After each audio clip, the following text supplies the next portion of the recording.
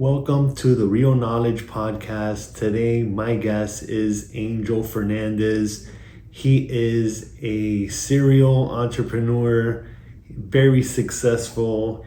He has many businesses, has a book, and I want to introduce to you one of the most savvy investors that I know. Great guy, and can't wait for you to hear his story. What you're up to, because since you always have something that you're doing, and a lot of people don't know, all the training that you've done with Tony Robbins and all these other people that are in that personal development space that people don't know. So I want to kind of talk about what's up, what's new. There's so much. Well, it's like a gift and a curse, bro. Always being busy, like always wanting to be busy is, It's like a good thing because I'm never sitting still, but it can be bad if you don't know how to take a break and relax. But right now I've been focusing more on the restaurants, like building more cash flow, monthly cash flow. Just had a goal that I wanted to increase my income. How many stores do you guys have already? I personally, I have 12 stores. Okay. 12 restaurants, me personally.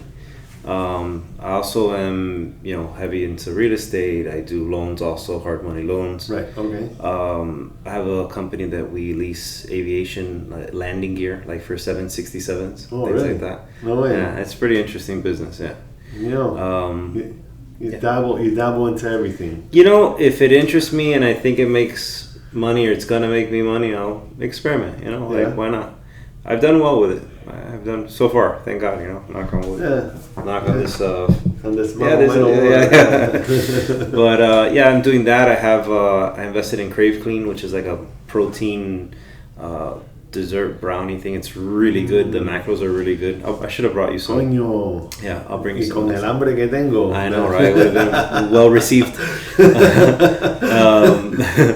I have Diced, Diced? Yeah, of course. Diced. Is that the 12 that you have? No, I also have Sushi Sake. Oh, so Sushi Sake. I saw. I think I saw a picture with you and maybe Angel or whatever. Yeah, you guys were... and Cuba Gooding Jr. probably. Yeah. Because he's always there at the Gables location. Yeah. Which is cool, yeah. That's awesome. But yeah, I got that and a bunch of other random things like syndication deals where we invest into development, where maybe we're going to build a 280 unit building or something like that, and we'll all put together some money to buy the land right, and then we'll try to upzone it and then sell it or build the project out. Anything that I think is interesting, that I think could make me money, that I have an appetite for, I'll get into. But and I will say that it's also it's cool and it's fun to say yes to a lot of those things, but it's also you have to know when to hit the brakes and be like, this one's not for me, or right. Maybe I'm biting off more than I can chew right now and I should chill, and not try. You shouldn't try to do everything, now I'm gonna do what I think would be fun or what I think would not be that much of a headache, or something that might be a headache, but a headache that I would enjoy. Like restaurants are not the easiest way to make money. I don't even know how you do that, because that is that's the thing. I like it. But you know what? They've set up a great system in place, because if you go into every single one, they're all basically set up the same way. The food tastes the same, and it tastes awesome. If you don't know about Sushi Sake, it's incredible. Dice is incredible. Thanks, two great restaurants that you guys have going on. So it is I guess that system that you guys have put in place that really makes it generate a lot of money. Yeah, and it's good for us and it's good for the consumer, because you know what to expect when you're going to go to one of our establishments, right? Yeah, for sure. I remember when they opened up the first one by the hammocks, right? Was it the hammocks, right? Or somewhere back there? Bird in 140 something. Yeah. That was a long time ago, 15 years ago. Oh yeah. I remember all the girls, hey, let's go to Sushi. I'm like, bro, what is that? And it was far. I was like, I don't know if I want to drive that far. Yeah. And it was they had the music. It was everybody was there. Mm-hmm. It was awesome. Our boy was there, but that's where it started. It was the first location. Yeah. I remember. Now there's 40. 40 already? Yeah. Holy crap. Crazy. Wow. That's incredible. Yeah. 40 locations. Wow. Amazing. Wow. Yeah. That's impressive. Yeah. Hopefully it keeps growing, you know. Yeah, amen to that. I hope he gets to 1,000. Yeah. And more. Yeah. Let's try to compete with Starbucks, right? Yeah, exactly. Get publicly traded. So tell me, tell me a little bit about like the book and stuff that you wrote, because that for me, reading it, got me really inspired, and it also got me thinking differently too, because I have the t-shirt company, and you're building it. It's been 10 years now that I have the company, and it's been an up and down battle with growing it, and then the employees and all that, and the way that you were putting everything together in the book was like inspiring, and that's why I reached out to you, and that's why I was like, man, I really need to figure out how to, even if I'm not going to sell the business, how do I get it to sell it, even though I don't want to sell it, right? Because if you get it to go to that, if you get it to be that efficient, you don't even have to show up, right? So we've done some stuff like that, and I'll tell you a little bit about it later on, because it's that your book helped me get away from working in the business, working on the business, and of course there's a lot of challenges within that. But tell me a little bit of what was the inspiration of you writing the book. Well, first, I'm really happy to hear that you enjoyed it and it's helping you, and that's exciting. So I'm happy for you that you've made those changes. So amazing, congratulations. Well, the book, I never had an idea to write a book in my life. I never thought about that as a possibility or something that I wanted to do. But after I sold my business, I felt like it was almost like divinely guided. Several people kept asking me to write a book for some reason. Like they kept suggesting it. Like I'd be at a cigar shop smoking a cigar and telling my story, or I'd be with like a friend of mine and be like, hey, did you hear about what this guy did? Tell him what happened, like, and I give him like this short little explanation of more or less what I did, and everybody just, from all different walks of life, people that I knew, people that I didn't know, family members, friends, they just kept on suggesting it. And, it kind of just stayed in the back of my mind. And around like COVID, like a little bit after COVID, I was just kind of hanging out, right? I had sold my business already, had made all this money, and I was just kind of chilling. And I said, what am I going to do now with my life? What do I do? You're like, the grind is real and you're always struggling to make it. But once you make it, you're like, okay, well, I'm at the top of the mountain. Like, what do I do up here? Right? Like, what the hell happens? Right? It's kind of a funny feeling because, I kind of went from like being in the rat race and trying to, make it happen, and to then just like, okay, nothing. Like you just get to it and it's like, okay, yeah, well, and I've heard a lot of people talk about this, like they have, when you, and this may have happened to you as well, like you achieve something monumental, something that you were trying to achieve for so long, whether it's saving an amount of money or selling something for an amount of money or buying a house or whatever, and oftentimes when you actually get there and you achieve it, you're like, okay, that was it. Like that's it. Okay, nothing happens now. Like there's no party. There's no music. Like nothing freaking happens. Right? So I decided, what, that sounds like a good challenge. I'm gonna try to write a book. So I literally got on YouTube. How do you write a book? I found the guy that teaches you how to write a book in a weekend, which is bullshit. It took me like 2 years. But I went. I bought a laptop. I did not know how to type. Believe it or not, I just sold my company for all that money. I still didn't know how to type because I never needed to know how to do that. In my business, I was negotiating, wheeling and dealing. I wasn't ever sitting at a desk. Right. So I bought a $600 laptop, and I literally learned how to type. It was crazy, man. But I just got, started writing, and in the beginning, I didn't understand why I was doing it. I was like, why am I doing this? Like, why am I writing this book? Right. But I was kind of writing it. So maybe by like chapter 2, I had realized, man, I have a lot of information that I could give people. And to me, maybe I don't really, it's not that I don't value it or appreciate the things that I know how to do, but to me, it's like second nature to me. It's common knowledge to me, but maybe not to you. Right? You could teach me a bunch of things, I'm sure, and I could teach you a bunch of things. Right. But to our own selves, like if I knew how to do a backflip, it's like not a big deal. Yeah, I could do a backflip right here. I could do 10 of them. Right. But if you don't know how to do it, like, wow, man, how do you backflip, dude? Like, how do you do that? That's insane. Like, can you teach me? You know? So I started to take it serious, like very early on, and I said, you know, I'm gonna use this opportunity to teach people and to.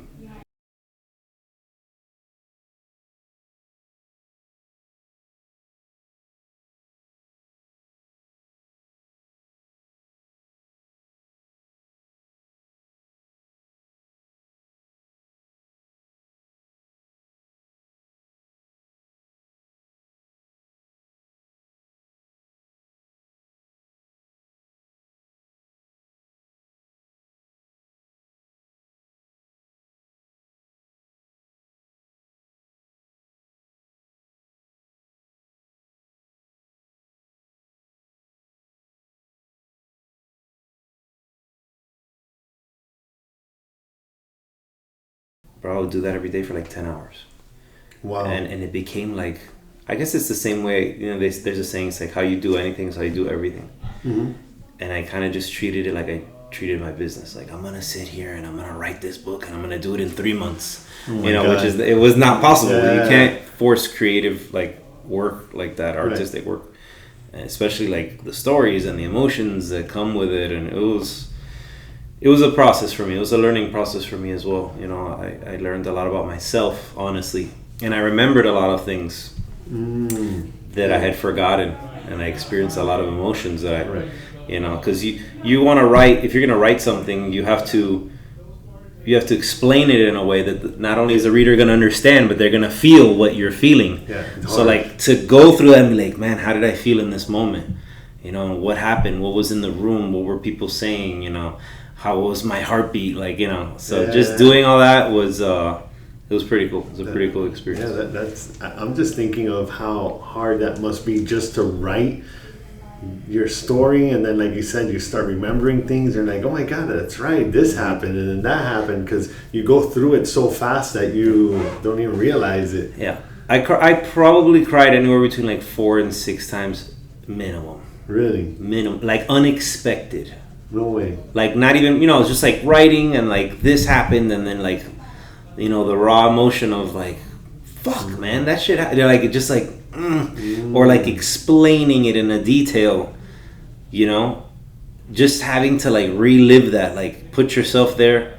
Yeah. You know, there was several times that I was like, God, I just have to like get up and walk away from the laptop. That's and crazy. For a walk. Yeah, it was kind of interesting experience. That's crazy. But generally, you know, the book is to help people. It's not, I didn't write it for it to be a commercial success. It's not a thing about money. Yeah. You know, I even have it on my Instagram. Like, hey, if you can't afford the book, you know, send me a message. I'll send you one for free. Right. You know, we recently put the audiobook, which is on Audible, for like $15 or $20. I don't know what they charge.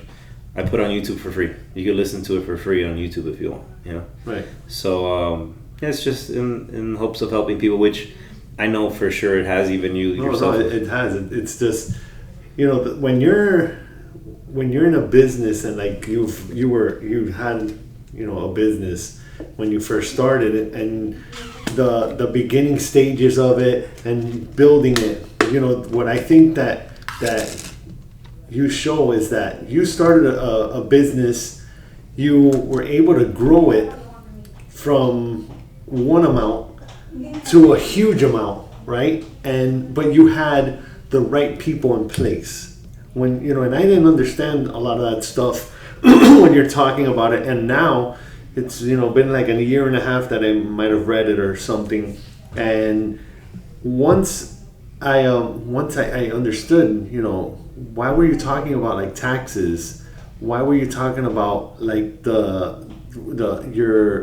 you had to find a stud like accountant, not a accountant. Yeah, like anybody in the street, and and there's a difference between a real accountant and somebody that knows how to get you a line of credit for your business. You know, not go to the bank and, you know, apply, you know, here for one. No, they walk you through that process. You know, and that's the difference between getting to that next level, and that's where I'm still, trying to get to that next level, because you want to try to succeed and get better, and then there's unforeseen things that happen in business too, that you don't understand. Like on the t-shirt side, we, for the first time, at least I've been in the business for 10 years, we never had a slowdown at all. We've always, I've had business from January to December all the way through. But last year we had a huge slowdown between January and April. It was something that nobody's ever seen. I talked to the actual people that have been in the business for 25, 35 years. These people are I'm suppliers. I've never seen business this slow. Right. I don't know. Obviously, you start thinking it might be that groceries are too high, eggs are too expensive. Nobody's gonna want to buy an extra T-shirt now, right, because they need to eat. Right. So it's understandable. So I was thinking, how the hell am I gonna eat? Yeah. So how do I hustle now? So and that's why I've started to do other things, to have other streams of income, right? Because I don't want to put all my eggs in one basket, even though you should concentrate on that, but you want to make sure that you're protected on all angles, because and I have 3 kids now. I gotta support them. Right. So if I gotta do whatever I gotta do for 24 hours in a day, I'll do it.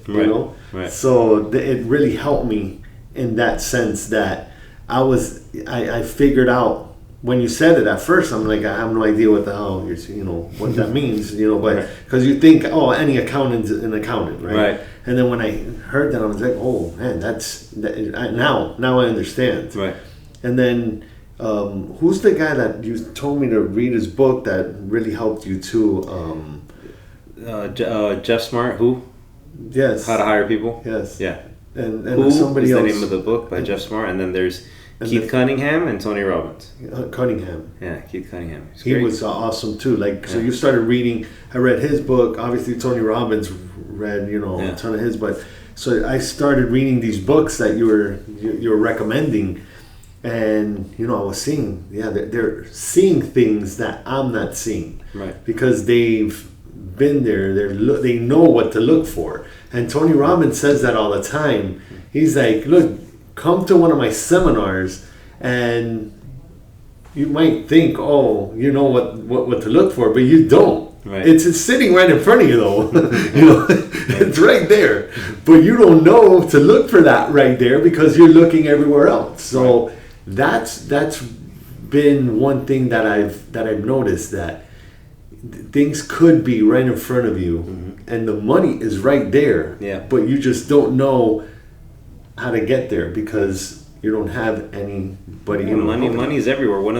of the things I tell people all the time. People always say, "Well, I don't have the money," and I'm like, "Dude, if you have a great idea, or if there's a good opportunity, the money comes from everywhere." Mm-hmm. That's the easiest thing to do. You can make millions of dollars with no money if you have the right plan, the right opportunity to present to someone with money. If I had a plan right now that I said, hey, look, we have this thing, we're going to make $10 million by the end of the week, and it was a sure thing, and we need 5, I would get it before I leave this room. Right. I'd call a couple people here, you want to make $5 million by the end? We'll have the money in 20 minutes. It's a fact, Yeah.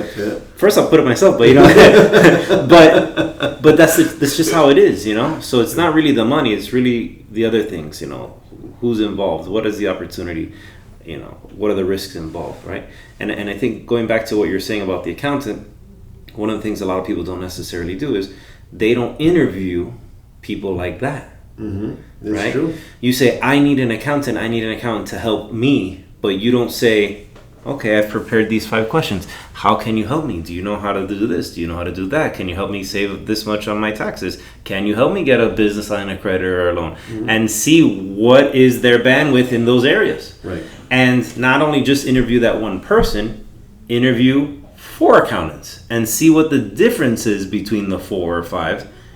and then make a selection instead of just I need an accountant and get the first one that you see. Or whoever recommends them. That's the problem. They recommend them, but they're recommending you somebody that is maybe a badass in their field, but that doesn't mean that you're gonna help me in what I need. You know? So that's the problem that I've noticed, because we've needed lines of credit for our business, you know, and we have, like I told you, we've had problems with getting paid on time, so our cash flow's low.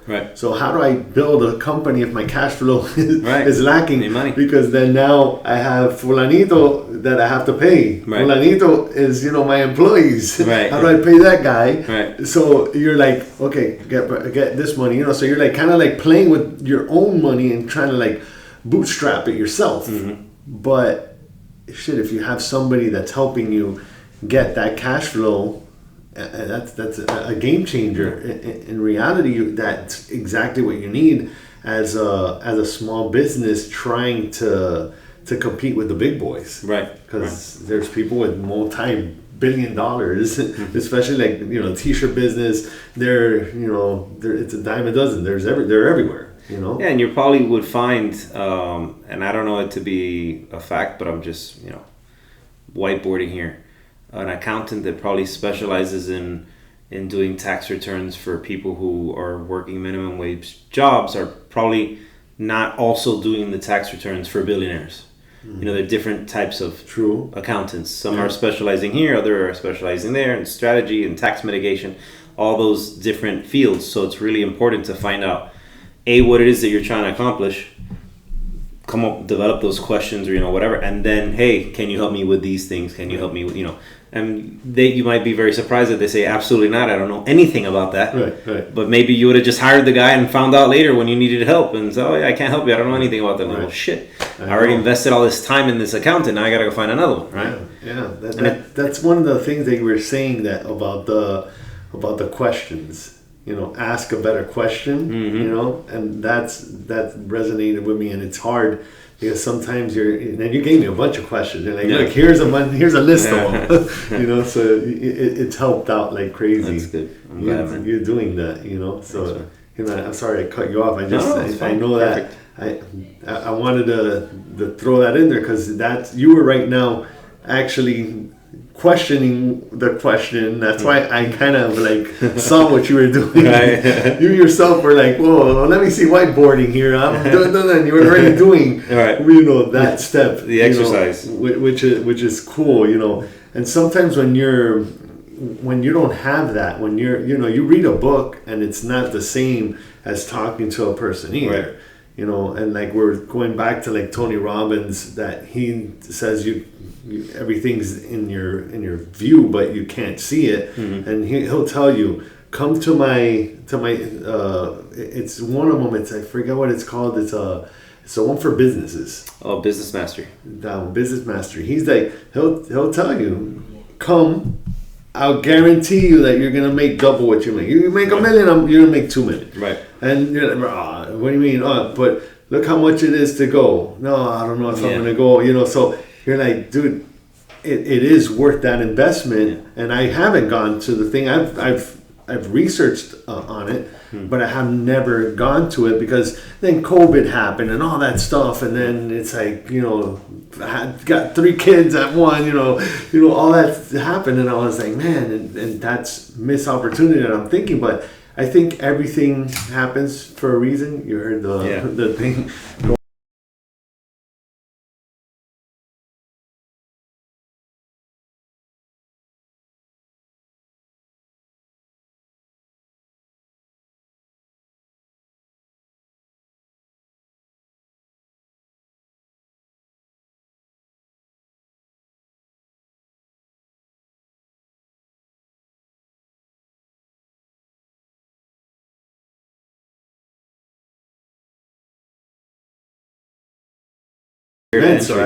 So I researched the whole thing. I had already. I'm like, you know, I'm gonna go to this thing. I told Stephanie, my wife, we'll go. We're gonna go together. Like, you know, because I can't go and her not go because we're a team. We're a partnership there. So when they were like, man, we got to pay all this money, and then we're like thinking about it. And then what happened is COVID then hits, and then she gets pregnant, and all this happens. Then we have twins, and then all that happens, and we never even readdressed it, right? Because life happened, right? So I'll tell you. Let me tell you two things about that. So, number one, I think the more pain you experience in a particular department will cause you to act. So, like if you felt like, wow, I'm going to go out of business if I don't figure this out, or you had some kind of intense pressure in that department, if you weren't getting by, maybe it would be like, I have to do this, because it's more leverage against yourself, where you say, I really need to do this. It's either this or nothing, or some kind of event like that in your life that'll force you or push you to make that decision, because you feel like, I need answers. What do I do? Right. At least in my case, it's been like that for basically the two times that I made my decisions, like what I write about in the book. It's like, I need to figure this out now, and this is my only option. Right. So I'm either going to do this or nothing, or sit home and complain. And I felt like, well, I got to do this. Like, I'm not doing anything. I'm here. I have the money that they're asking for. I don't want to pay the whatever it was, because it sounds like a lot of money. I was like, I don't really want to pay that. But I was like, what else am I going to do? Sit at home and watch TV? I was like, dude, I'm going to do it, right? So that's the first part. And then the second part is, I have told so many people, all kinds of different people, even people I barely know. For example, like Date with Destiny, which is an event that Tony Robbins does. I'm like, dude, if that event doesn't change your life, I'll give you the money back. I'll give you the money. Forget Tony's promise. I'll give you the money. That's how strongly I believe in it. Right. Because it's changed my life, and I know to what degree, it's helped me. So if you're looking at the $7,000 or whatever it is that they charge, you don't want it bad enough. Right. And when I first heard of the pricing of those type of events, I was like, well, man, that's crazy. Doesn't he want to help people, right? But honestly, now I kind of like it. Because it's like, dude, do you want it bad enough? Right. Because if it's only $70, yeah, everybody goes. Right. And you probably won't even take it serious. True. But if you got to be invested, and you got to pay $7,000, $10,000, whatever it is, and take a week away from your family, guess what you're going to do? You're going to pay attention. You're going to take it serious, right? Absolutely, yeah. So I like that about it. At first, I didn't. I was like, man, why is it got to be so expensive? Blah, blah, blah. Mm-hmm. But, it's all relative. If I gave you a free ticket to one of those events, you might not take it as serious as if you paid the money yourself. Right. It's just like in businesses. They say they want people who are invested, have a vested interest. Mm-hmm. Well, yeah, it's a lot different when your money is riding on the line as opposed to you got nothing invested. Correct. You could just walk away from the deal. You're negotiating from a different position. So I just wanted to say that, I that's how strongly I have felt about his. I feel like his events have changed my life for sure. Yeah, no, I know. I know for a fact. Yeah, no, for sure. I know they have, because you even said it was in the book, and then that you were like, you went to one of those events, and then they were like, oh, but you haven't done this event. Yeah. So this other one was the Cummings or whatever. What's his name? Keith Cunningham, man. So him. Yeah. 4-day MBA. That one. Yeah. You're like, what? What are you talking about? No clue. You were like, bro, what do you mean? And everybody else was talking about it. You had no idea. And then you're like, bro, let's just go. I'll do this one too. Yeah. And that catapulted you to another thing. It's true. It's I guess you people are like, oh, you could just put it on a video and listen to it. But it's not the same when you're. No way. It's like when you go to an arena, go to the Super Bowl, watch the Super Bowl. Go to freaking the Super Bowl and have tickets there, or go watch it at a friend's house. Yeah, completely different. There's no way that you're gonna have the energy that's coming out of that place. It's like it's gonna erupt. And you're completely captivated by that experience and that environment. If I was home watching the Super Bowl when my dog starts barking and the doorbell rings, I'm out of that. It's going to pull you out. Correct. When you're in the Super Bowl, like you're saying, you're in the Super Bowl, the screaming fans, the popcorn's everywhere, whatever, and you're in that environment. It's the same way with these events, at least in my opinion. It sounds like you feel the same way. Yeah. It's like being there is much, much more different than just, watching it on YouTube or whatever. Right. Whatever other online ways that they're doing it. I know. Huge I've done like this free one that he does, like the 3 or 4 days or whatever. Mm-hmm. Like I've done because I was able to do it, but you're not. It's still, you could tell that he's in, he's trying to get people motivated, but it's not the same vibe either. No. But I know that he does the mastery one. Is he still doing it in West Palm Beach or something? He does the business mastery, the one that I just referenced, A Day with Destiny. He does it in Palm Beach. Yeah. And he might do mastery too. I'm not sure. Yeah. It's been a while since I go to that one. The last one I went to was in London, so another country. Yeah. But anyway, I want to say one more thing about that. Like, I think part of the journey, and of life in general, is having that faith, right? Right. So if you're not willing to put the money in, or the time, or the resources into whatever it is, whether it's learning or your business or relationship or whatever, it means you don't believe in it enough. Right. You're not having faith in it enough. So yeah, it's probably not going to work. And I could tell you a bunch of stories from different people, including myself, where I've maybe invested money and it didn't necessarily turn out the way that I wanted to, but I could think about how I invested this $100,000 and I got $100,000 worth of value out of it because I learned something or helped me for the next time or whatever. Right. So it's all how you look at it and how you're going to apply it. And I guarantee you, if you wanted to learn something, you invested your time and your money to learn it, you're going to do your best to get your money's worth. Yeah, of course. I agree. I like I had some stuff here that I wanted to make sure that I covered. I wanted to ask you. I know I'm going back here, but you remember when you first started? Remember when you had to go to the South Beach to like basically knock on doors?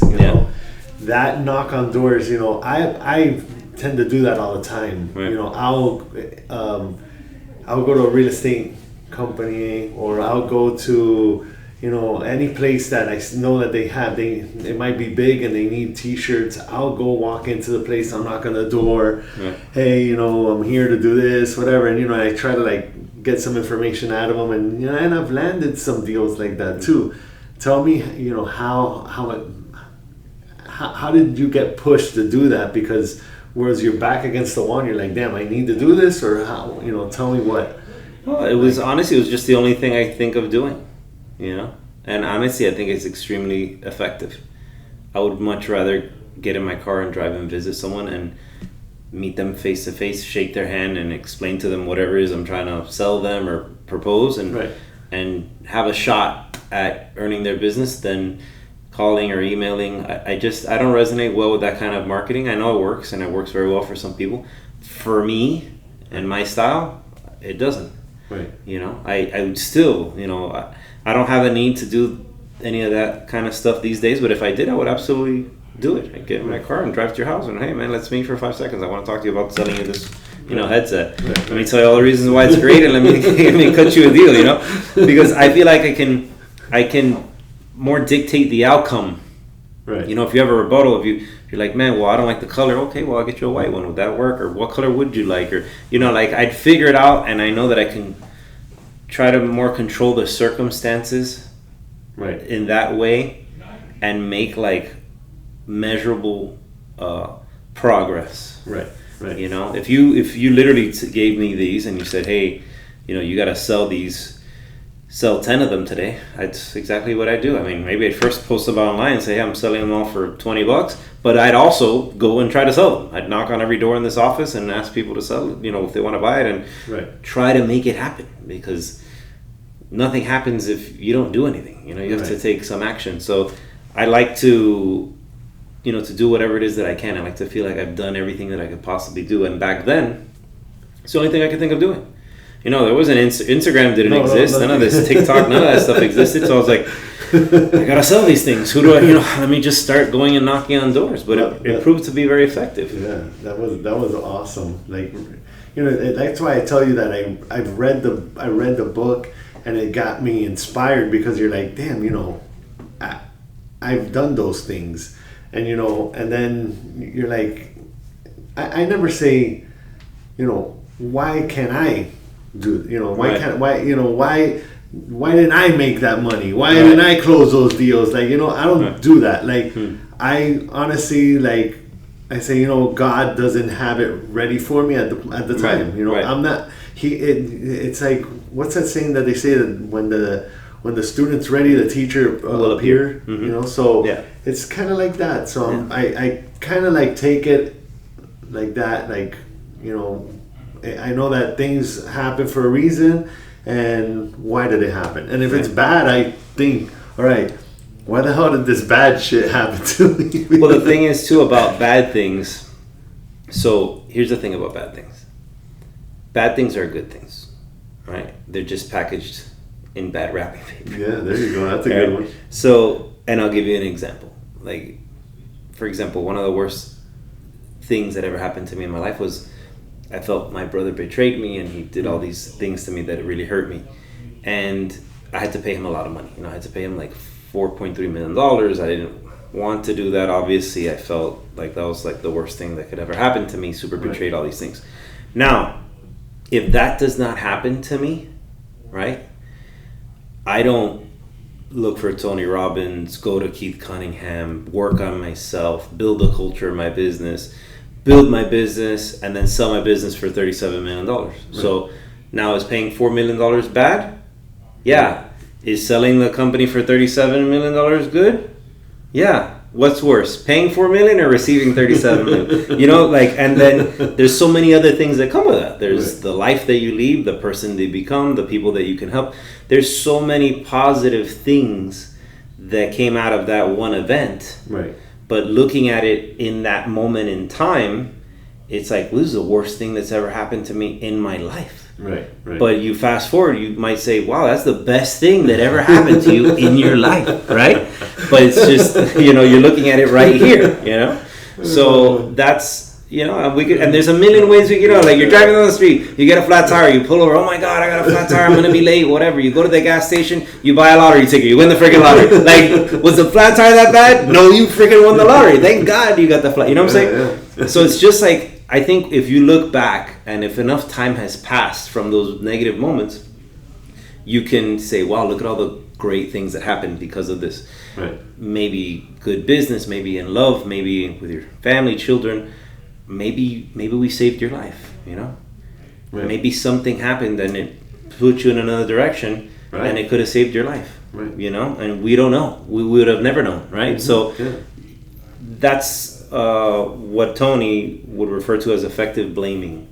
So you could blame someone or something for the bad, but you also have to blame for the good, right? So I would invite you, if you have those moments in your life, and anyone who's listening to this or watching it, it's like, okay, what's the worst thing that's happened or whatever?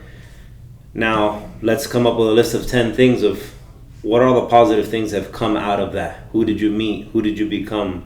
What did you do? How much money did you make? Right. How much stronger are you as a person? Right? All these things that have come in it, and I guarantee you, if you do that exercise, you're going to be surprised. Yeah. You're going to be surprised. Yeah, that's interesting. I've heard, I can't remember who it was, but they had said, I think it was Zig Ziglar, that in one of his books he says, I hate the lady's like, I hate my job. I hate it, this and that, and then he's like, okay, so let me ask you a question. And he starts asking her questions. Yeah, that's good. Yeah, that's good. Mm-hmm. Yeah, that's good. By the time you finish, he goes, what do you think of your job now? I love it. This job is amazing. Yeah, exactly.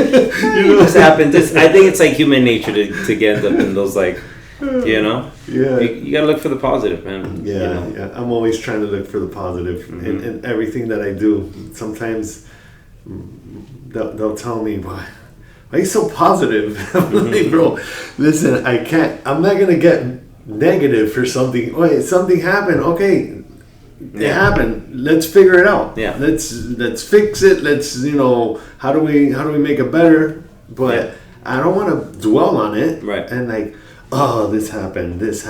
Like, no, it just happened. All right. Let's move on. So that's good. It's good quality. How does I wanted to get into the book, you put, you like tied it in 37 million, but you also give 37 lessons throughout the whole book. Mm-hmm. How did you come up with that? Like, did it just like out of a sudden, like, how? Because it's cool as hell if you read the title of the book and then you read all this shit and you're like, wait, 37, you're like, what the? It's like, it's funny how it happened. So I, wrote the book. When I was getting towards the end, I started with like, okay, at the end of each chapter, I said, there's a lot of lessons in these chapters. Mm-hmm. I should do like a little synopsis of what the lessons are. Mm-hmm. So then I, reread my chapters and I was like, this is a lesson, that's a lesson. So I came up with, there's like, 20 lessons in each chapter. But then I kind of condensed it down to what I felt was the most important things in that chapter. Right. And then I made questions to get people to think about their own situations, which I know you've read. Right. So I did that, but I did all that. And then my assistant, Victoria, which was helping me at the time, she's like, she said, I think she may have just said it, because I was like, oh, there's, 37, I think I said there's 37 lessons or some, I don't know what the hell I said. And she said like, how about 37 chapters, 37 lessons, 37 minutes? And I was like, I like it. At the time, there was like 45 chapters. Mm. So we reworked it. Like I literally printed out all the chapters, and I was like, oh, I could marry this one with this one and that one with this one, and I was like, boom, 37, and it just kind of all came together. Nice. Which is super cool. And a really, really cool part about it after too, I don't know if you're into like numbers and numerology and things like that, but absolutely. So I published the book's out. It's been out for, I don't know, maybe 4 or 5 months. And one day I was in my house, and I don't know if I was on a podcast or something, I don't remember, but I was like 37. I was like, what is 37 plus 37 plus 37? It's 111.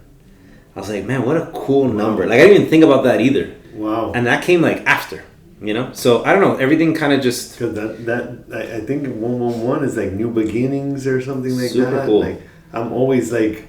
Yeah. I'm always looking at numbers. I'm always seeing like the time on the clock. The time on the clock. 333, 444, like 555. Yeah. I see those things all the time, and it's supposedly your guardian angels telling you, hey, we're working on your stuff. Things are gonna be okay. They're kind of like poking you, letting you know that they're around. Yeah. So when I saw that, I thought it was super cool. I was like, wow, what a number, right? That is crazy. Awesome.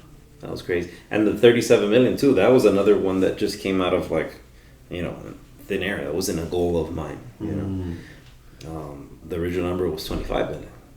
And when the guy told me, I think it's worth 25 million, I was like, I literally wiped off the board and just put 37. Like, I just grabbed it out of there. Okay, 37. And I literally sold it for exactly that amount. It's crazy, so many cool things have happened there. That's like, the law of attraction. It's so powerful. Yeah. Once you learn how that thing works. Let me tell you something. I'm going to tell you 2 things. So first of all, there's not 37 lessons in the book. It's way more than that. Mm-hmm. Because if you read the lesson at each chapter, anyone, you could pick up anyone, it's a bunch of stuff. Mm-hmm. It's like 5 or 6 lessons in that synopsis. Mm-hmm. So that's one thing. So reality, it's like God knows how many lessons. But the other part is, which I don't talk about much, but it's crazy, is I have it written in the end of the book and in that chapter. I sold the business the day that I put on my check.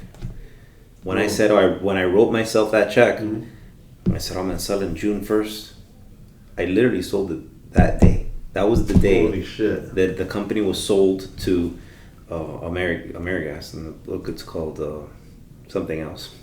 But it was that day. It was the day. To the day. The day that I said I wanted to do it by, and I wrote myself the check, and I have the check, by the way. It was to the day. How crazy is that? That's crazy. It's insane, dude. I have it. I have the check. I put the date. I'm going to sell my company for this much money. Blah, blah, blah. And I taped it on my wall. And I sold it that day. That day, it was technically, it was the day before, the 31st of May, I believe. I signed all the paperwork. And the next day, they sent me my money. The company was now theirs. And I gave all my employees, their bonuses. And that was it. To the day. Dude, that's crazy. Crazy, dude. Crazy. I'm telling you, really cool. That is awesome. Yeah. I could definitely talk for hours with you. I know I honestly wanted to go longer than I usually go on my podcast because it's just whenever we talk, there's always so much that goes on during the conversation. And that's why sometimes I'll call you, hey, I have this or whatever, because I feel like if you kind of understand what the hell I'm talking about. Right. Most everybody thinks I'm crazy because I have these ideas that my wife's like, oh, please, like, why do you have so many ideas? Like, just concentrate on one. But my brain is like always thinking. And I could call you and ask you stuff. So thank you for answering my crazy texts, and also for being on the podcast. And I'm doing this mostly to help myself. I do this podcast to help others and to help myself because I learn so much from the people that I talk to, and I'm hoping that resonates with the people that are going to start watching it, because I want to get entrepreneurs some help. The help I really haven't had. I didn't have. I didn't have somebody bringing a successful entrepreneur like yourself talking about the journey and how you got there and how personal development has gotten you there. And don't stop and don't quit, because when I first got, it's funny because you talked about Tony Robbins. My wife was the one that I've heard of Tony Robbins for years, whatever. But my wife was in 2019. She got this thing, and every day when she was Tony Robbins this, Tony Robbins that, she was listening to it, and I was like not even paying attention. And then I'm like, dude, let me, whatever. She like tells me something about him, and I put it on, and then I have this personality, like I'm addicted to things, and my brain is like crazy when it comes to stuff like that. I'm like, all right, now I got everything that Tony has done, and I watched it all, all of it. Like I didn't even know what else to do. I'm like, there's nothing else. I can't find anything else that I haven't seen. And then that just got me into a rabbit hole of the reading. Or I don't literally read each book. I do the audibles.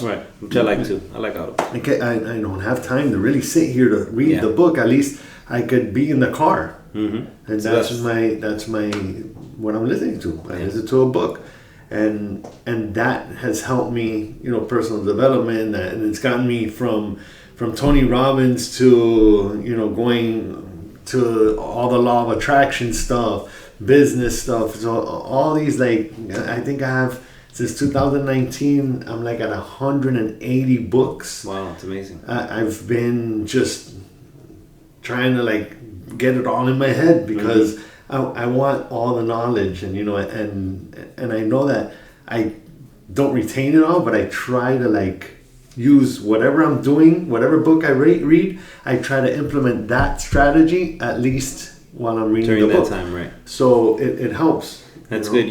Something that I used to do a lot of it when I was on my journey of like trying to achieve, selling my business and growing my business. When there was something that I was trying to learn, so like let's say it's a YouTube video, and let's say it was a 20-minute YouTube video. I'll watch it 5 times. I'll listen to it 5 times, and I try to just take something new out of it. And people would be like, "You're listening to this again?" I'm like, "I'm listening to it again. I really want to get something. I really want to get something out of this, and this is what I'm trying to learn. So, yeah, I don't care. I'll listen to it 5 times. I'll listen to it 20 times. If it helps me, it helps me. And listening, some people can listen to something once and they're good for 20 years. That's not me. Okay, I'm not that bright. Okay, I'm smart, but I need to like pound it in. Like, okay, what is it? Like, what did he say? How did he say? What does he mean? I don't understand. Look up the definition of the word. Whatever. Like, I really need to, understand what it is that I'm trying to learn so I can make forward progress. So if that means I have to listen to the video 5 times or read a paragraph 5 times, then I'll do it. Right. But I really want to gain. Like. There's been quite a few people actually who've read my book in 5 hours. I know it takes 5 hours to read if you sit down and want to read it in one shot, because there's a lot of people who have told me, I read it in 5 hours straight, I couldn't put it down. I'm like, all right, that's great. That doesn't make me happy. I'm flattered. Thank you. Yeah. But bro, that's not the same as if you read it and took things and applied them and used them and did the questions. Like it's a different book if you use it as it's been designed to use. Right. So that's awesome. But if you read it in 5 hours, awesome. You know the story. But I know other people that it took them 3-4 months to finish it, but they have done so much with it. Yeah. Because they're like, oh, I'm in this part, and I use that to help me here. And I've had people tell me it's helped them with their marriages, which is crazy. It's not a marriage book, But I've heard it. This guy told me, oh, my wife's an entrepreneur, and reading your book helped me, understand how she might feel and the things that she goes through. Right. And it was really enlightening for me. And now I'm a better husband. Right. Like stuff like that. And he, you could never tell. I would have never guessed that, right? Wow. So, that's, I guess the point is that it doesn't have to be a race. Right. It doesn't have to be a race. And if you learn something, but really, really learn it, it's a lot different than, I passed over it, and I've seen that, or I read the Tony Robbins book. Okay, tell me 5 things about the Tony Robbins book. Maybe you can't even remember one. Right? Yeah. But maybe if you slow down, you can make a change in your life, and it could really grab hold in your life. You don't even have to reference the book, but it could be something that you change in your method of operation, or how you interview people that you are hiring, or that's something that's like, wow, I can take that and use it the rest of my life. Right. Even if I forgot about the book, right. Even if you don't know anything about my book, but you're like, man, you know what? When I'm gonna hire people or work with people, I'm gonna interview them, and I'm gonna come up with 5 questions. And I'm gonna ask them all the same question, and then I'm gonna score them. How did they score? I interview this guy. He's out of the 5 questions, I'd say he's an 8 out of 10. This guy's a 6 out of 10. This guy's a 10 out of 10. Who are you hiring?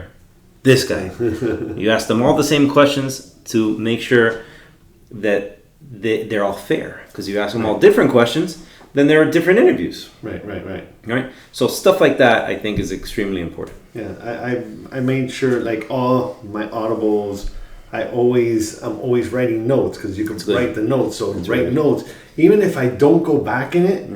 If I wrote the note, I at least know that was important. So if I go back into it, sometimes I'll go back. The thing is, you go back and you're like, damn, what chapter was that? And you start looking, but at least you could kind of like find it in there, and at least you have something documented. Because if you don't do that, then you don't know where you said it in the book. So you kind of like, I always try to do that. At least put some notes inside there. Huge.